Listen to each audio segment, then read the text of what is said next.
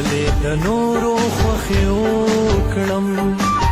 ما سره خپل جانان په مینه ژوند کوینه د دې نه زیاته مینه څه وي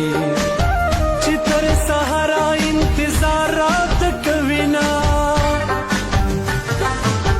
کلي ته ځم کلي ته راشه د ښار په شور کې راته مکړه فریادونه دا چې د سوات په غرونو ګرځم د سپینو بوټي جانا لالټوما جانا رشته دې زړه دې روغ دې زما علاج د خپل ناروغه زړه کومه